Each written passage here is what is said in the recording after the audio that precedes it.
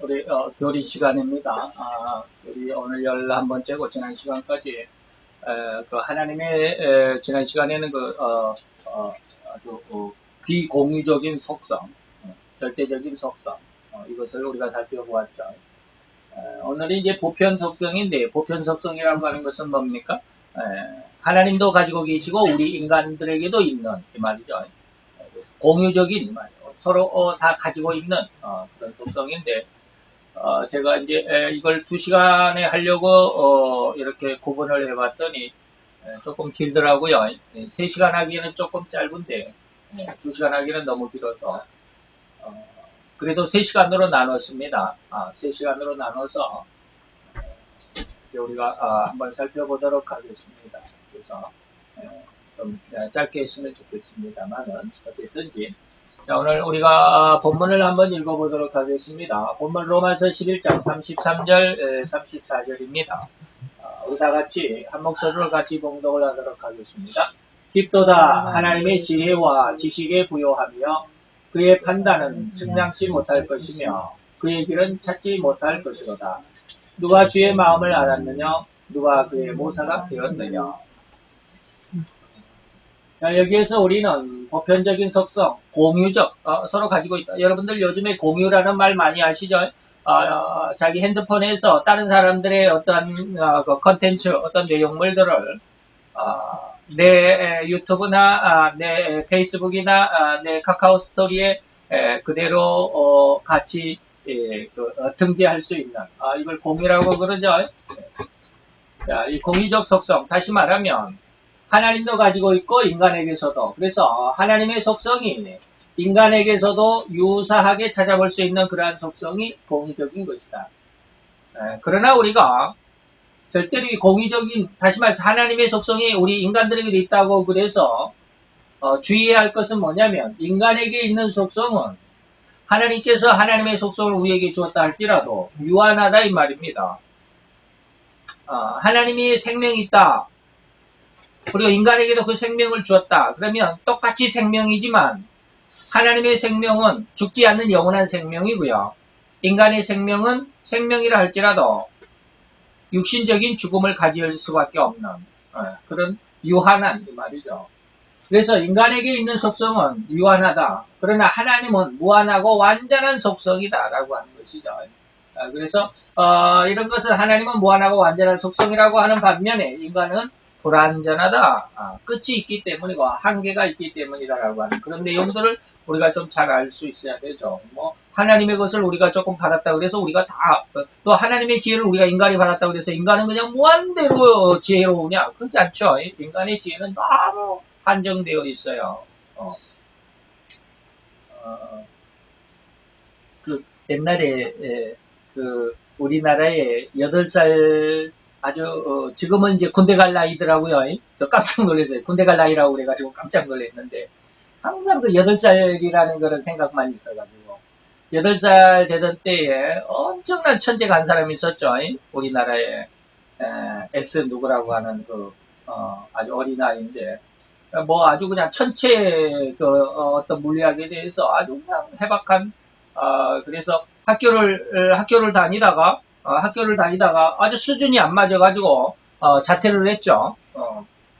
그래가지고, 스스로 검정고시로 중학교, 고등학교를 다 패스를 했어요. 그리고, 대학을, 인하대에서, 공부를 했던 아시죠? S, 이름은 말씀드리지 않겠습니다. S군인데, 지금은 근황은 어떨까라고 저도 상당히 궁금했어요. 그런데, 그 아이에 대해서 유튜브에 올라와 있더라고요. 그 근황을 이렇게 간단하게 정리를 해서 이렇게 했던데, 그가 이제 그때 이제 12살인가 인하대학교에 들어갈 때 12살인가 그랬을 텐데, 이제 형들하고 같이 공부하다 보니까 적응이 안 되죠.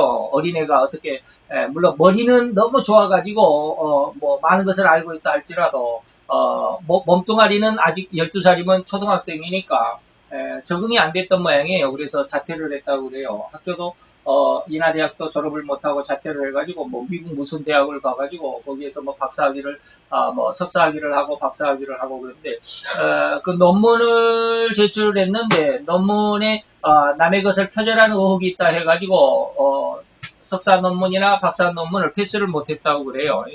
참 안타깝기는 한데, 저도 마음이 안타깝더라고요. 그렇게 아주 엄청난 천재들이 사회에 적응을 못해가지고, 너무 다른 어떤 동년배들보다도 너무 뛰어나니까 어떻게 우리나라 같은 이 사회에서도 그를 어떻게 케어를 못 해줘요.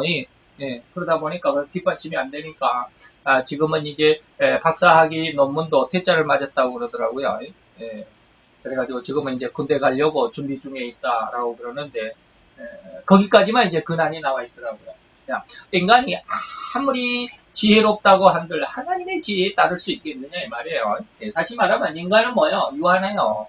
하나님의 모양과 하나님의 형상 중에 하나 지혜를 얻었다 할지라도 하나님의 것은 무한하지만 인간의 것은 유한하다. 한계가 있을 수밖에 없고 그리고 또 끝이 있을 수밖에 없는 그런 상황이다라고 하는 걸 여러분들이 이것을 조금 이해를 해 주셨으면 좋겠습니다. 그런 상황 속에서 하나님과 인간이 공유적으로 공이 가지고 있는 그런 성품에 대해서 오늘 이 시간 좀 대해 주셨으면 좋겠고요.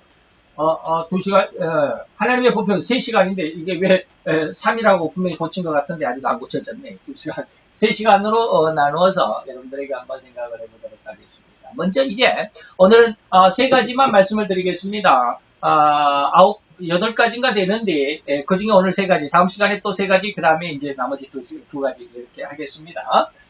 지식, 지식이라고 하는 거, 지식이라는 게 뭔가, 하나님의 지식이라는, 교리적으로 이렇게 표현을 하다 보니까 말은 정말 기가 막히게 말은 잘 해놨는데, 이해가 잘 안 되더라고요. 이게 도대체 뭔 말이야? 이런 거 있죠. 자, 하나님이 독특한 방법으로 그 자신을 아시고, 가능성 있는 일과 지금 현재 실제 하고 있는 일을 다 아시는 그의 완전성이라고 정의를 한다. 이게 지식이래요. 하나님의 지식. 하나님의 지식이 뭘까? 그랬더니 독특한 방법이래요. 이 독특한 방법이 뭐야? 나도 몰라요. 그냥 그래요. 우리가 인간이 이해할 수 없는 어떤 그런 하나님의 방법이 있겠죠. 아시는 방법. 그래서 독특한 방법으로 하나님 자신을 알고 그리고 세상 속에 나타난 가능성을 앞으로 일어날 가능성이 있는 일이나 현재 일어나고 있는 모든 일을 하나님이 다 아신다고 해요. 이것을 이제 완전성이라고 정의를 하는데 이 완전성이 하나님의 지식이다. 바로 이 지식은 총 모든 것을 다 합해서 100% 모든 것을 다 포함해서 이 말이죠. 포괄적이므로 전지라고 말한다. 모든 것을 아신다. 이 완전 전자는 앞이다 뒤다 할 때 앞전자가 아니라 이거 완전할 전자입니다. 완전하다. 아는 것이 완전하다라고. 그래서 하나님의 지식은 전지성이다. 앞에서 말한 이러한 하나님의 지식에 대한 뭐 독특한 방법으로 자신을 알고 가능성 있는 일과 실제하고 있는 다 아시는 완전성. 이걸 전지라고 하는 그런 내용이죠. 그 다음에 두 번째 보면 지혜라고 하는 것도 있습니다. 지혜는 뭘까? 하나님의 지혜는 왜 거꾸로 나왔어요? 맞습니다. 제가 일부러 이렇게 설명하기 위해서 밑으로 내려놨는데 제가 깜빡했네요. 자, 하나님의 지혜에 대해서 우리가 설명을 해보면 하나님의 지혜는 최고의 가치 있는 목적을 설정하셔. 잘 이 말씀, 이 하나님의 지혜에 대해서 우리가 오늘 이 시간 좀 은혜를 받을 만 해야 합니다. 은혜를 받을 만 해야 합니다. 그래서 우리의 믿음에, 우리의 신앙생활에 힘이 될 수 있는 뿌리, 근간이 되는 거예요. 자, 하나님의 지혜는 뭐라고 그러느냐면 최고 가치 있는 목적을 설정을 하셨어요. 최고로 아름다운 목적을 설정했어요. 가장 아름다운 목적을 가지고 설정을 하시고 그 목적의 실현을 위해서 최선의 방법을 택하심으로 자신의 지식을 나타내시는 그의 덕행이다.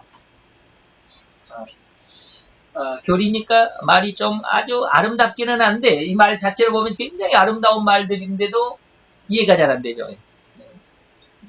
제가 이제 이 최고 가치 있는 목적의 설정에 대해서 말씀을 드릴 텐데 그러기 전에 지식과 지혜의 차이를 아십니까? 지식은 뭐고 지혜는 뭐야? 우리가 처음에 지식을 배웠죠. 지식. 그 다음에 지금 두 번째는 지혜인데 지식은 뭐예요? 쉽게 말하면 정보입니다. 정보. 무엇인가 내가 알고 있는 거야. 만약에 내가 1 플러스 1은 2다, 3 곱하기 2는 6이다 라고 하는 덧셈, 뺄셈, 나눗셈, 이런 거 곱하기, 이런 것을 잘 알고 있어요. 이건 나의 정보입니다. 다시 말해, 나의 지식입니다. 내가 알고 있는 것이죠. 그럼 지혜는 뭘까? 그 알고 있는 것 자체가 어쨌다라는 거예요. 그 알고 있는 지식, 정보를 가지고 내가 내 삶을 아주 편리하게 내 삶을 꾸려나갈 수 있는 힘이 지혜입니다. 다시 말하면 내가 더하기, 빼기, 곱하기, 나누기를 할 수 있잖아요. 그러면 쉽게 말하면 마트에 가서, 요즘은 시장이라고도 잘 안 하죠. 시장이 별로 없어요. 마트에 가가지고 물건을 샀어. 10,000원짜리를 가지고 사가지고 아이스크림을 3,000원어치 샀고 떡볶이를 1,500원어치를 샀으니까 더하면 4,500원이다. 그러면 나머지가 5,500원이 더 있겠지. 5,500원 가지고 뭘 살까? 음료수를 1,700원에 샀다. 그럼 이제 복잡해. 나같이 이제 머리가 암산이 안 된 사람 좀 복잡해지는데, 그러다 보니까 더하기 빼기 하다 보니까 10,000원 가지고 아이스크림도 사고 떡볶이도 사고 음료수도 사고 얼마가 남고 이런 것이 있잖아요. 계산이 되잖아요. 이건 삶을 살아가는데 내 정보를 가지고 내 삶을 조금이나마 편리하게 할 수 있잖아요. 옛날에 참 우스꽝스러운, 지금은 그런 사람이 없겠지만 옛날에 저희들이, 제가 초등학교 때만 해도 그런 말을 들었어요.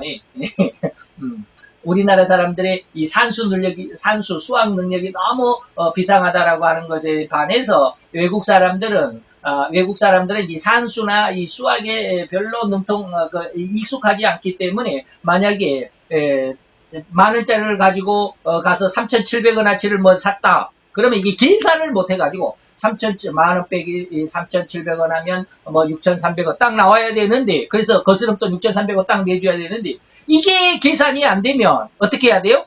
10,000원짜리로 동전을 쫙 펼쳐놓고 1,000원짜리하고 100원짜리 몇 개 딱 해놓고 3,700원은 내 거 빼고 나머지는 너 가져. 이렇게 해야 되잖아요.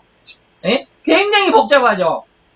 이게 이제 지혜가 없는 거잖아요. 그래서 지혜와 지식이 무슨 차이가 있는지 아십니까? 지식은 내가 가지고 있는 정보예요. 내가 가지고 있는 무엇인가 알고 있는 거예요. 근데 그 알고 있는 것을 내가 살아가는 데 있어서 삶에 풀어내는 힘, 풀어내는 능력, 이것을 지혜라고 그래요.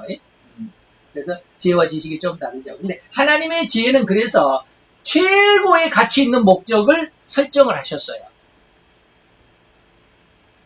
이 말에 대해서 여러분들이 자신감을 가질 수 있어요. 최고의 가치 있는 목적을 설정하셨다. 다시 말하면 최고의 가치 있는 목적을 설정했다라는 말은 뭐냐면, 오늘 하나님께서 이런 하나님의 지혜, 최고의 가치를 목적으로 설정하신 이 하나님의 지혜로 인해서 나 개인 한 사람, 성도의 삶과 결말은 항상 아름다울 것임을 확신할 수 있다. 이 말 이해가 됩니까? 하나님이 나를 만드셨을 때 나로 하여금 하나님이 생각하기에 최고의 가치 있는 나 백황령 목사를 만드시기를 원하셨다. 이게 자신감이시, 이게 여러분들에게 받아줘야 됩니다. 자기 자신의 이름을 놓고 나 아무개는 하나님이 최고의 가치의 목적이다. 최고 가치의 목적이다. 그렇다고 한다면 어떻게? 하나님은 이 최고 가치의 목적을 실현하기 위해서 하나님은 최선의 방법을 선택하셔가지고 하나님 자신의 지식을 실제적으로 운영해 가시는, 나타내시는 그것이 뭐다? 지혜다. 그러면 이제 문제가 되는 게 뭐냐면, 아니 하나님이 최고의 가치로 나를 목적을 삼고 나를 만들었는데 나는 왜 이 세상에서 지지리도 못 나냐 이 말이야. 여기서 지지리도 못 사느냐 이 말이야. 왜 나는 이 세상에서 지지리도 이렇게 힘도 없고 능력도 없고 무슨 실력도 없고 아무런 세가성이 정말로 차라리 없었으면 좋을 것 같은 그런 내 자신의 모습만을 발견할 수밖에 없는. 나는 왜 이러냐 이 말이에요. 그럴 수 있죠. 여기에 여러분들이 속아 넘어가서는 안 돼요. 하나님이 나를 최고의 가치 있는 목적으로 나를 세상에 보내셨으면 어떻게 하신다고요? 그 목적을 실현하기 위해서 무슨 방법을 택해? 최선의 방법을 택해요. 그 최선의 방법이 하나님 편에서 최선의 방법인데, 인간의 모습에서 볼 때는요, 다시 인간의 모습이 아니라 죄의 모습에서 볼 때는 그것이 최고 악한 것입니다. 무슨 말인지 이해가 됩니까? 하나님과 죄는 전혀 상극이기 때문에 하나님의 최선의 방법은 죄에 대해서, 죄가 볼 때는 최악의 방법이야. 무슨 말인지 이해가 됩니까? 하나님이 나를 최고의 가치로 목적을 설정하고 그 목적으로 나를 완성시키기 위해서, 목적을 완성시키기 위해서 하나님은 최선의 방법을 선택했어요. 근데 세상은, 근데 사단은 그 이 하나님의 최선의 방법을 계속 반대하는 거예요. 욥기서에 보면 뭐라고 그럽니까? 하나님이 욥을 자랑하니까 사단이 뭐라고 그래? 아, 이렇습니다, 저렇습니다. 맨날 반대하잖아요. 저 욥에게 큰 부자가 될 수 있는 재물을 많이 줘서 하나님을 사랑하지, 저 재물이 없으면 하나님 당장에 욕할걸요? 뭐, 이렇다든지. 저가 자녀가 10명이나 돼가지고 자녀가 다복해가지고 아주 살기 편하니까 하나님을 찬양하지, 저 자녀들 한 자리에서 다 죽으면 아마 하나님을 저주할걸요? 뭐, 이런 거 있잖아요. 예. 이게 욥기서에 나온 내용이에요. 하나님의 최선의 방법으로 나가는데 계속 태클을 거는 거예요. 이게 누구요? 사단이요. 이게 죄요. 이것이 세상의 방법이에요. 그러니까 요한복음에도 이제 이후에 아마 오늘 본문에 그 말씀이 나올 겁니다만은, 요한복음 16장인가도 보면 하나님께서, 예수님께서 나를 어떠한 존재로 나를 보았어요? 세상에서 선택한 자로 나를 보았어요. 내가 너희를 선택했기 때문에, 그래서 너는 세상의 것이 아니야. 네가 만약에 세상의 것이었다면 세상이 너를 너무 좋아했을 것인데, 네가 나의 선택을 받았기 때문에 세상의 것이 아니야. 그 순간부터 아니야. 그렇기 때문에 세상은 너를 뭐 한다? 사랑한다? 아니요. 미워한다. 세상은 너를 미워할 수밖에 없어. 그러니까 세상의 모습에서 보면, 죄의 모습에서 보면 나는 정말로 하나님의 가치 있는 최고의 가치의 존재인데, 이걸 세상은 이걸 고깝게 봐줄 리가 없단 말이에요. 그래서 계속 댓글을 걸어. 그래서 내가 세상에서는 힘든 거예요. 세상이 너를 미워할 거예요. 그러나 지금 현재 이사야서에서 보면, 제가 그런 말이 없는, 제가 늘 이야기를 하지만 구약을 많이 안 읽어봐가지고 구약 내용은 잘 몰라요. 그런데 구약 이사야서에 있을 것입니다. 한번 찾아보세요. 영영이는 너를 싫어하지 않고 미워하지 않고 장구인은 너를 외면하지 않을 것이다 라는 말씀이 있습니다. 제가 그게 어떤 성경이 몇 장인지를 모르는데, 그걸 발견하고는 제가 깜짝 놀랐어요. 야, 이런 말씀이 있는데, 하나님이 나를 선택했기 때문에 내가 세상이 나를 태클을 걸고 내가 하나님의 방법으로 하나님의 가치 있는 목적이 승승장구에 올라가는 그 모든 과정 중에서 세상은, 그리고 죄는, 그리고 사단은 계속 태클을 거니까 내가 거기에 쓰러지고 넘어지고 걸려지고 자빠지고 코가 깨지고 뒤통수가 깨지고 피가 흐르고 온통 멍투성이고 온통 피투성이고 온통 상처투성이란 말이에요. 그 모습을 우리가 세상적인 모습에서 보니까, 야, 나는 예수를 믿는데 왜 이렇게 안 되냐? 왜 이렇게 힘드냐? 왜 이렇게 하나님은 나를 안 도와주시냐? 이게 과정이에요. 과정이에요. 하나님은 지금 그런 과정을 통해서 나를 성장시켜가는 거예요. 어디까지? 하나님의 최고의 가치의 목적까지 나를 성장시켜가는 거예요. 여러분들의 결말은 최고가 될 겁니다. 왜? 여러분들의 각자는 하나님께서 최고의 가치를 매겨가지고 여러분들을 세상에 보냈기 때문에 그렇습니다. 그렇기 때문에 여러분들의 시작은 너무 미약하지만 여러분들의 마지막의 결론은 뭐요? 창대할 거다라는, 이게 하나님의 목적입니다. 제가 이 최고의 가치 있는 목적을 설정하고 그 목적을 실현하기 위하여 최선의 방법을 택했다, 이 말씀을 읽는 순간 아주 막 굉장한 어떤 희열을 느꼈습니다. 이게 그거거든요. 그래서 우리 성도들이 우리의 삶과 결말은 반드시 아름다운 것일 수밖에 없다. 실패란 없어요. 성경에는 여러분들이 신앙생활을 하면서 많은 목사님들에게 가끔 가다가 듣는 설교 중에 한마디가 뭐냐면, 성도에게는 실패란 없어요. 하나님에게는 시행착오라는 게 없어요. 하나님에게는 뒤로 물러가는 것이라는 건 없어요. 단지 그 과정이 힘들고 어려울 뿐이지. 그 과정이 힘들고 어려울 때 이것을 끝까지 참아내고 이겨내면, 아침에도 말씀을 드렸지만 야고보서 1장 12절, 이 시험을 네가 잘 참고 하나님 앞에 합격했다라는 합격증을 딱 받으면 무엇을 준다? 생명의 면류관을 준다. 여러분들의 생명은 그 다음부터는 풍성한 삶이 됩니다. 이게 이사야서 에스겔서 37장입니다. 여러분들의 생명의 면류관을 받는 사람들의 내용을 에스겔서 37장에 있어요. 1절로 10절까지인가 11절까지 내용관에 보면 성전에서 물이 흘러서 천척을 내니까 발목에 천척을 내니까 무릎에 천척을 내니까 허리에 천척을 또 네 번째 천척을 내니까 헤엄칠 수밖에 없는 풍성한 물이더라. 그 말씀 그 이후에 여러분들이 각 곳곳마다 소성함을 나타내게 될 겁니다. 여러분들이 가는 곳마다 물고기들이 여러분들이 가는 곳마다 모든 생물들이 살고 아주 풍성하고 아름답고 많은 열매를 맺는 그런 내용들이 11절에서부터 쭉 나와요. 기가 막혀요. 이게 바로 소성케 하는 거예요. 이게 바로 하나님의 은혜, 하나님의 목적을 이루는 과정, 생명의 면류관을 얻은 자들의 생명의 삶의 모습이에요. 이 성령의 능력인데 말이죠. 에스겔서 37장은 성령의 역사를 의미하는 것입니다. 자, 이렇게 해서 하나님의 지혜가 이렇다라고 하는 것. 그래서 오늘 하나님의 지혜 안에서 나는 자신감을 가질 수 있어요. 물론 과정이 너무 힘들기 때문에 사단은 계속 태클을 걸어. 네가 무슨 하나님의 아들이라고 그래.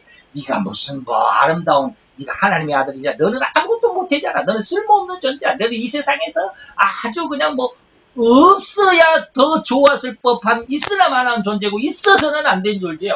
이렇게 계속 나를 태클을 건단 말이야. 그럼 거기에 그냥 홀가닥 우리가 정신이 가버리면 휘리 자기 혼자 그냥 자기 멋대로 자기 삶을 살아버려.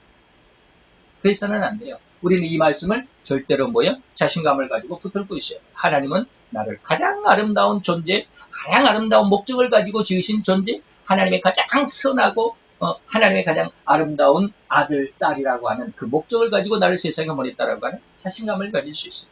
이게 하나님의 지혜입니다. 그 지혜로 나를 그렇게 만들었다는 거예요. 세 번째입니다. 선이라고 하는 게 이게 착한 선자죠. 하나님의 그 선은 방금 말씀드렸던 그 이제 지혜와 지식이 전부 여기에 짬뽕이 된단 말은 좀 이상하지만 그 결말로 나타나는 것인데 선이라고 하는 것은 뭐냐면 타인에게 대해서 선행에서 나타나는 신적인 선. 인간적으로 너무 옆 사람을 도와줬다, 힘들고 어려워하는 사람을 도와줬다. 물론 그것은 인간적인 어떤 선이긴 하지만 이건 하나님의 선입니다. 하나님의 선은 타자에 대한 선행에서 나타나는 신적인 선이기 때문에 그것은 끝까지 사랑입니다. 우리 인간은 하다가 안 도와줄 수도 있잖아요. 저도 많은 사람들에게 도움을 받기 도와주지는 못하고 있고 도움을 받기는 했지만 그러나 도운 사람들 제가 지금 뭐라고 그러는 것이 아니라 끝까지 도와주는 사람이 없더라고요. 저도 역시 마찬가지요. 저도 한때는 선교회에도 이렇게 선교 헌금도 보내고 그랬지만 끝까지 못하더라고요. 끝까지 못해요. 하다가 어느 정도 한 1년, 2년 하다가 2년, 3년 하다가 그만두고 말고 그러지. 인간의 모습은 그래요. 선은 유한해. 한계가 있어. 그러나 하나님은 끝까지 살아가요. 자기 생명이 죽기까지 살아가요.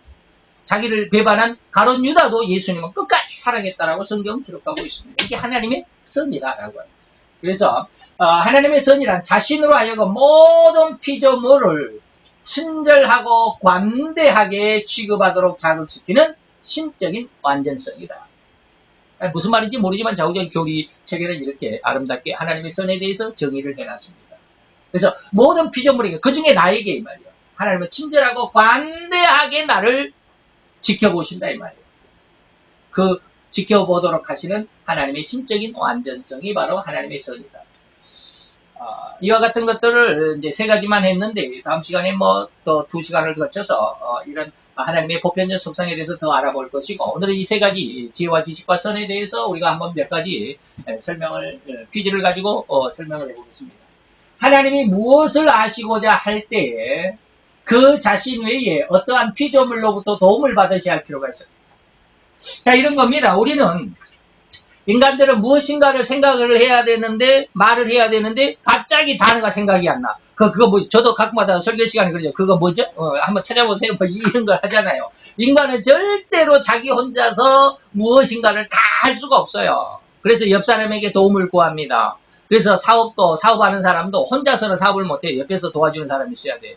돈을 담당하는 사람, 물건을 만들고 찾고 하는데 차 왔다 갔다 이렇게 하는 사람. 모든 사람들이 다, 그 선발을 맞춰가지고 딱, 조화를 이루었을 때 한 기업이 이제 탄생하고 잘 돌아가겠죠. 혼자는 못해요. 그러나 하나님은 자신 외에 어떠한 피조물로부터 도움을 받으셔야 할까? 하나님 무슨 일을 할 때 우리에게 도움을 구할까요? 절대 그러지 않습니다. 시편 147편 5절에 보시면 우리 주는 광대하시고 능력이 많으시고 지혜가 무궁하시다. 그렇기 때문에 인간에게 뭐 도움을 받을 필요가 없어요.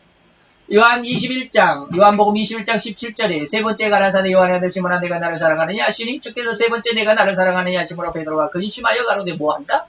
주여 무엇을 아시오매? 모든 것을 아시오. 내가 주를 사랑하는 주께서 하시나이다. 하나님은 모든 것을 아시고 무궁하시고 광대하시고 능력이 많으시기 때문에 누구에게 도움을 받으셔야 할 필요가 있을까 없을까? 없다.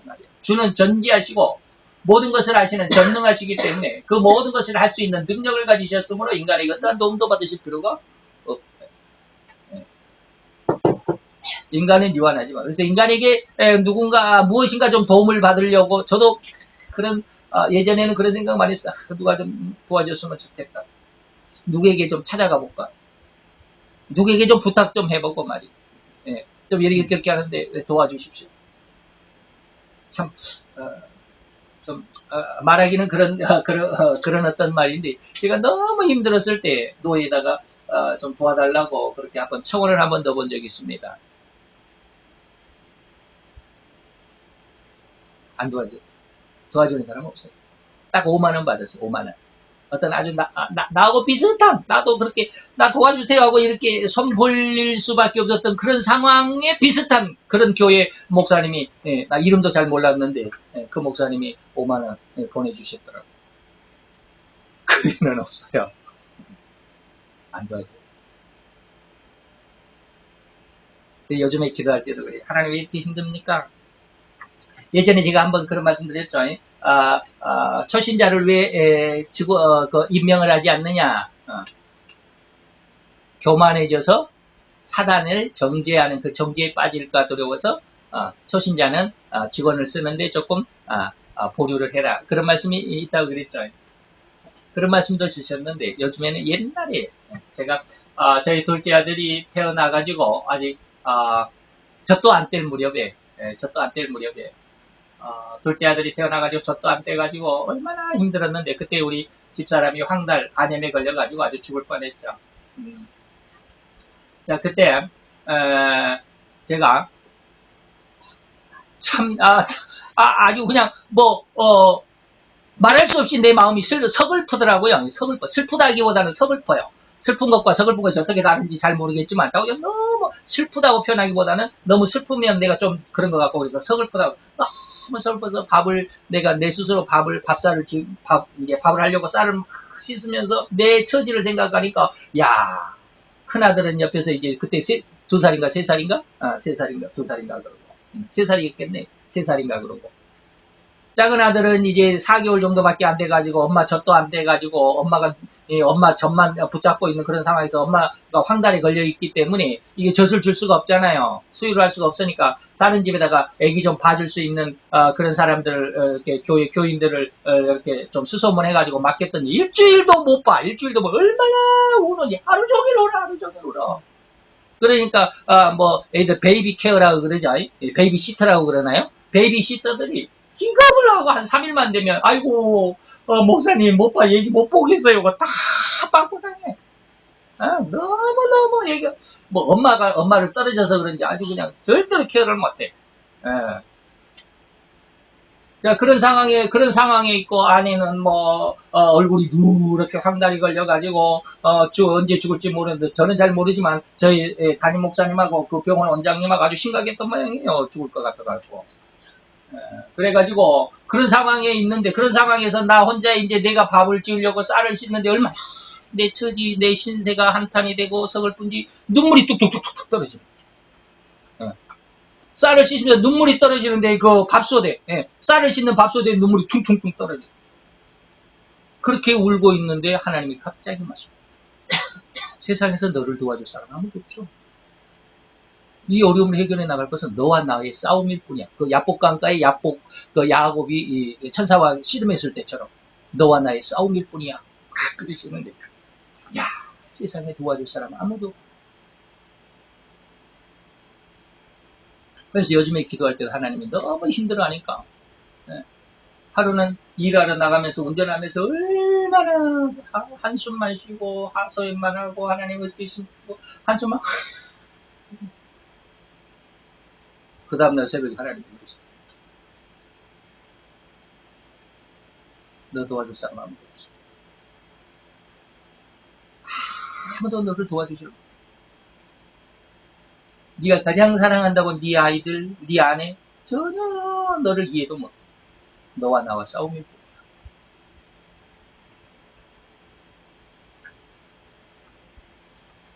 뿐이야.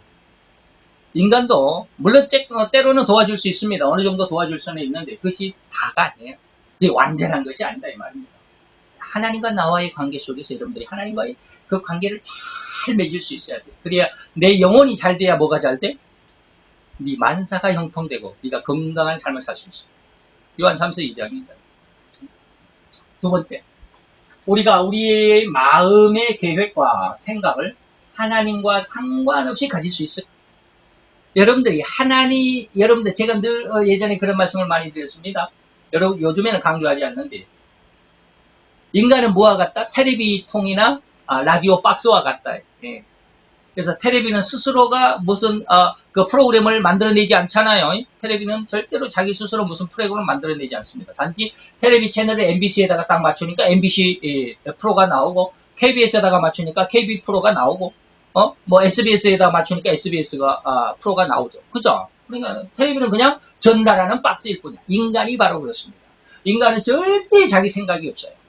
하나님의 뜻에 의해서 생각이 접속이 되면 하나님의 은혜로운 생각과 마음을 가질 수가 있고요. 육신적인 어떤 것, 다시 말해 사단이 접속하면 우리는 육신의 감정과 우리의 어떤 자기의 혈기와 자기 분노와 자기 멋대로 하는 이러한 것들로 완전히 점철된 그런 삶을 살 수밖에 없습니다. 바로 지금 그걸 이야기를 하는데 우리 마음의 계획과 생각을 하나님과 상관없이 가질 수가 있느냐 인간은. 이건 내 생각이야, 내 마음이야, 내 뜻이야. 하나님과 상관없어. 그럴 수 있나? 물론 하나님과 상관이 없다 그러면 그건 마귀 것이냐? 극단적으로 얘기하면 그렇습니다. 마귀 것입니다. 이걸 잘 이렇게 분간할 수 있어야 되고 조심해야 되는데 자 우리가 봅시다. 시편 139편 1, 2절에 보니까 다윗이 한 노래 중에서 여호와여 주께서 나를 뭐 하셨다? 감찰하시고 뭐 하셨다? 아셨다. 내 생각까지 하시고. 근데 희한한 것은 저도요. 요즘에서 느낀 건데 하나님이 내 마음을 아신다고 그러잖아요. 그러면 사단이 내 마음을 알까? 하나님이 내 마음을 알면 사단은 내 마음을 알까 모를까? 사단은 내 마음속을 전혀 모릅니다. 저 옛날에는 알 줄 알았거든요. 사단이 내 마음을 알아서 내가 마음속으로 이렇게 생각하면 사단이 그것을 뺏어갈 줄 알아. 그것을 미리 쉽게 말하면 정보를 유출하는 거죠. 아니? 내 생각을 미리 알고 그것으로 인해서 방해할 줄 알았어요. 사단은 절대로 인간의 마음에 들어올 수가 없습니다. 하나님만 들어옵니다. 인간의 마음을 지으신 여호와 너의 신음까지도 하나님이 하십니다. 우리 마음을 하나님이 다 하셔. 내 마음속에 다른 사람들에게 말하지 않고 내 마음속에 무엇인가 생각하는 것을 하나님은 아십니다. 그러나 사단은 모릅니다. 사단은 피조물이기 때문에 내 마음속으로 들어올 수가 없습니다. 그래서 요즘에서 느낀 거예요. 옛날에 이런 걸 몰랐어요. 사단이 내가 무슨 생각하고 있으면 사단이 이거 혹시나 내 마음을 탁 이렇게 가로채가지고 이렇게 저렇게 나쁜 짓으로 이렇게 유도할 거 아니야? 뭐 옛날에는 그랬어요. 그러지 않습니다. 하나님만 내 마음을 아십니다. 하나님 외에는 내 마음을 알 존재가 없어요. 그래서 하나님은 나를 감찰하시고 나를 아셨나이다. 단지 사단은 우리를 어떻게 반대합니까? 우리가 마음속에 있는 것은 있는 것대로 전혀 모르지만 우리가 말을 발설하게 되면 그 발설하는 것으로 인해서 사단은 우리를 귀신같이 합니다. 어쨌든지 좀 그렇습니다. 자, 잠언서 16장 4절 여호와께서 온갖 것을 그 시험에 적당하게 지으셨으니 악인도 악한 날에 적당하게 하셨다. 자, 여기에서 시편 139편의 다윗의 시는 하나님께서 나를 감찰하시는 좋은 뜻인데 잠언서 16장 4절은 악한 자의 그 악한 마음은 뭐요? 악한 날에 하나님께서 적당히 씌우셨다고 그랬는데 이것은 뭐요? 사단이 그 마음을 주장하고 있기 때문에 이것은 뭐 또 말씀드리려면 좀 영적인 것이기 때문에 좀 복잡한데 어쨌든지 우리가 여러분들에게 늘 말씀드렸던 계시록 17장 17절에도 하나님께서 모든 그 사단이 세상을 장악하고 있는 것, 사단이 세상을 어떻게 할 것인가라고 하는 계시록 17장과 18장의 내용을 제가 말씀을 드리면서 그 모든 것 이면에 누가 있다? 하나님이 하셨다라고 하는 말씀을 드렸는데 하나님을 떠나서 우리 인간은 나쁜 생각이든 좋은 생각이든 예? 예. 하나님 뜻에 올바른 생각이 나는 사단에게 유혹을 받아서 사단적인 어떠한 그런 악한 폭력과 폭언의 그런 삶을 살든 어떻든지 인간의 마음의 계획과 생각은 하나님을 떠나서는 뭐한다? 존재할 수가 없어요. 희한하죠? 여러분들 이해가 안 될지 모르지만 그건 사실. 어쨌든지 그렇습니다. 그래서 인간은 결코 하나님의 눈과 손에서 벗어나서 무슨 일, 어떠한 생각조차 가질 수가 없다. 더구나 하나님의 이러한 전지성에는 인간이 비록 죄악 가운데 지금 말씀드린 이겁니다. 잠언서 16장 4절에 악인도 악한 날에 적당하게 하려고. 그래서 사단은 뭐 영적인 존재니까 놔두고 인간 삶 속에서 앞으로 이제 엄청난 환란이 불어닥칠 텐데 대환란의 주인공이 누구냐면 적그리스도라고 늘 이야기 말씀드렸잖아요. 그 적그리스도도 하나님이 악한 날에 적당하게 쓰시기 위해서 그 사람을 하나님이 내신 것이 아니라 그렇게 그 사단의 유혹 속에 살아가는 그 모습을 그대로 내버려 두셨습니다. 이 말 이해할 수 있어야 됩니다. 로마서 1장 늘 이야기합니다. 하나님은 인간을 3번 버리셨어요. 부끄러운 마음에, 상실한 마음에, 악함 그 마음에 3번 버리셨다라고 로마서 1장에 기록이 되어 있습니다. 어쨌든지 하나님은 이러한 전지성 가운데서 인간이 비록 죄악 가운데서 가장 악한 생각과 악한 마음을 가졌을지라도 이를 주관하시고 섭리하시는 하나님이시다. 이해가 되십니까? 이해할 수 있으셨으면 좋겠습니다. 세 번째, 우리의 슬픔에 대한 위로를 하나님 스스로의 감리하심에 의해 받을 수 있는가? 우리의 슬픔에 대해서 하나님은 우리의 슬픔을 아시는가? 뭐 그런 것이겠죠. 자, 우리가 하나님 나 이렇게 힘듭니다라고 기도하지 않아도 하나님이 아시겠냐 이 말이에요. 아시죠? 아까 제가 인간의 마음을 하나님이 지으셨기 때문에 인간의 마음을 다 아신다. 그거예요. 출애굽기 3장 7절에 여호와께서 가라사대 내가 어굽에 있는 내 백성의 고통을 정령히 보았다. 그리고 그 간역자들로 인해서 부르짖음을 듣고 그 우고를 내가 알고 있다. 우리가 하나님 앞에 아래에서도 알고 있지만 우리가 아래기 전에도 하나님은 이미 아셨다. 이사야서 50장 2절에 내가 왔어도 사람이 없었으면 내가 불러도 대답하는 자가 없었으면 어찌미냐 내 손이 어찌 짧아 구속하지 못하겠느냐 내가 어찌 건질 능력이 없겠느냐 보라 내가 꾸짖은 바다가 마르며 하수가 광야가 될 것이고 거기 물이 없어졌으므로 오죽이 갈아야 악추고 악취를 바라게 되느니라. 이게 무슨 뜻일까? 이게 무슨 말이에요? 지금 이게 질문하고 3번 질문하고 이사야서 50장 2절을 대답이라고 이렇게 놨는데 이게 무슨 뜻이야? 무슨 관계야? 하나님이 아신다 이 말. 하나님이 아셔요. 우리가 어떻게 하나님 앞에 구원받아야 할 존재인지 하나님 어떻게 모르고 있겠느냐 이 말이에요. 어찌 내 손 짧아서 너희를 구속하지 못하게 내가 다 구원할 수 있고 내가 너에게 다 건질 능력이 있어 이 말이에요. 그렇기 때문에 내게 나오라 이 말이에요. 하나님께서 하시는 말씀입니다. 하나님이 스스로 모든 것을 다 아시고 하나님의 선하신 뜻에 의해서 세상을 그리고 인간 나라의 모든 사람들을 하나님께서 주관하시고 섭리하신다라고 하는 거. 그죠? 3번 우리의 슬픔에 대한 위로를 하나님 스스로의 뭐예요? 3번 위에 또 나와. 결론이죠. 아까 죄송합니다. 두 번째 출애굽기 3장 7절, 이사야서 50장 2절, 그 다음에 59장, 이사야서 59장 1절에 보면 여호와의 손이 짧아 구원치 못하심도 아니고 귀가 둔하여 듣지 못하심도 아니라. 그것은 뭐예요? 하나님의 눈과 귀로 모든 인간 나라와 세상 나라를 능히 감찰하심으로 우리의 질과 애통을 이미 다 아신다. 4번 우리도 하나님의 형상대로 창조함을 받은 상태이기 때문에 하나님의 지혜를 알 수 있지 않을까. 아까 제가 말씀드렸죠. 인간의 지혜와 하나님의 지혜의 차이점, 같은 공통점도 있고 차이점도 있어요. 공통점은 뭐예요? 다 안다라고 하는 거예요. 그러나 차이점은 인간의 지혜는 유한, 한계가 있지만 하나님의 지혜는 무한하다, 끝이 없다. 이런 것 좀 그 차이를 알면서 오늘 이 시간에 공부에 임하도록 하자라고 처음에 말씀드렸죠. 로마서 11장 33절 깊도다 하나님의 지혜와 지식에 부여하며 그의 판단은 측량하지 못한다. 그의 길은 인간으로서는 찾지 못할 것이다. 우리도 하나님의 지혜로 하나님의 지혜를 받은 인간 창조물이기 때문에 하나님의 지혜를 알 수 있죠. 어느 정도는 알 수 있어요. 어느 정도는. 그러나 다는 모른다. 찾지 못할 거다. 측량치 못할 것이다. 그죠? 고린도전서 2장 7, 8절에 오직 비밀한 가운데 있는 하나님의 지혜를 말하는 것이고 감추었던 것인데 하나님은 우리의 영광을 위해서 만세전에 미리 기획하죠. 정하신 것이라. 이건 예수에 대해서 예수를 구세주로 이 말이죠. 만세전에 세상 창조전에 이 말. 이 지혜는 이 세대의 관원이 하나도 알죠. 하나님의 지혜는 인간이 알 수가 없습니다. 말이 알았다면 영광의 주를 십자가에 못 박지 않겠습니다.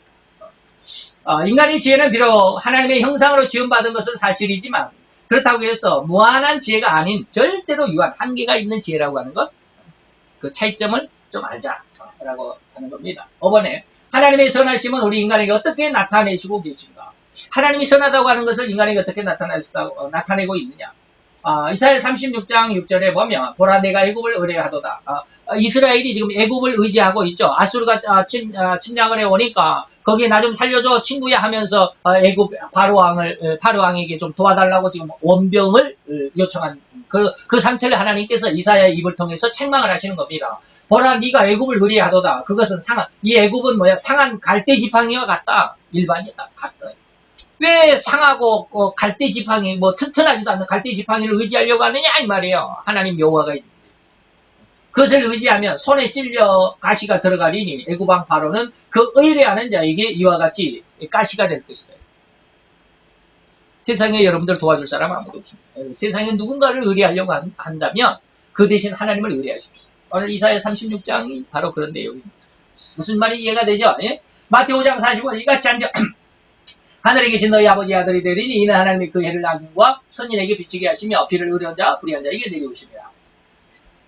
어떻게 하나님의 선하심은 인간에게 어떻게 나타나고 있습니까? 모든 사람에게 의뢰할 의지가 되시는 근원이고요. 이사야서 마태오 5장에 보면은 뭐요? 선인과 악인에게 의로운 자와 불의한 자를 동등하게 사랑하시는 하나님이십니다. 인간이라고 하면 불의한 자도 하나님의 형상, 북한의 김정은이도 하나님의 모양과 형상을 닮은 인간입니다. 예수를 믿는 나만 하나님의 모양과 형상을 닮은 창조물입니까? 아니에요. 북한의 김정은이도 그래요. 다 그렇죠. 그런데도 그 모든 자들 그렇게 악한 자가 있음에도 불구하고 하나님은 그들을 나를 사랑하신과 똑같이 일반적인 은총에서 특별한 은총 말고요. 예? 일반적인 은총에서는 다 똑같이 사랑하십니다. 왜? 언제 김정은이가 회개하고 돌아와서 하나님의 아들이 될지 모르잖아요. 그죠? 예? 나도 25살 때 예수를 믿었으니까. 25 이전에는 북한 김정은이와 똑같았죠. 근데 어느 날 갑자기 하나님이 부르시니까 돌아왔잖아요. 김정은이도 언제 불러서 돌아올지 몰라. 그래서 하나님은 그 해를 악인과 선인에게 비추고 비를 의로운 자와 불의한 자에게 똑같이 동등하게 내리신다. 자, 특별 은총 면에서 자기 백성을 피해로부터 보호하시는데 일반 은총 면에서는 악인이든 선하든 의인이든 불의한 자건 간에 편애나 구별됨이 없이 하나님은 평등하시다. 일반 은총면이 뭐예요? 일반 은총면, 특별 은총면이 뭐예요? 특별 은총은 하나님의 구원의 은총이고 일반 은총은 세상을 하나님께서 주관하시는 은총입니다. 끝났습니다. 끝났어요. 끝자가 얼른 안 보여요. 자, 이렇게 해서 오늘 하나님의 인간에게 주신 보편적인 속성 중에 세 가지를 살펴봤습니다. 다음 시간에도 한 세 가지, 그 다음 시간에도 한 두 가지를 같이 살펴볼 텐데 그런 은혜 가운데서 우리의 신앙의 어떤 깃들, 오늘은 하나님의 지혜 속에서 제가 여러분들에게 아주 강조를 많이 해드렸습니다. 하나님의 선한 목적 안에서 내가 세상 가운데 태어났다. 하나님의 가장 아름다운 목적의 나라고 한다면 하나님의 가장 선한 방법으로 나를 하나님의 목적이 아름답게 결말지으실 것이다. 이것을 여러분들 꼭 믿음으로 가지시고 과정이 어떻게 힘들건 과정이 어떻게 어렵건 잘 참아내서 생명의 면류관을 반드시 쟁취하는 귀한 성도가 되시기를 축원합니다. 기도합시다.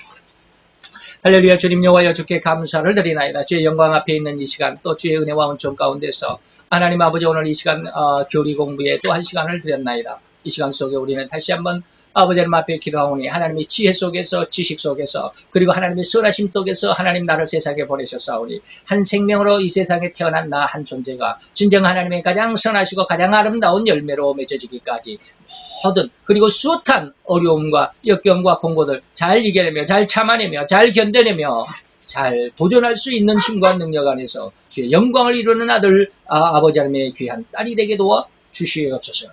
그 힘의 근원이 되는 시간임을 믿고 감사를 드리며 예수 그리스도 이름으로 기도하여 싸움나이다. 아멘.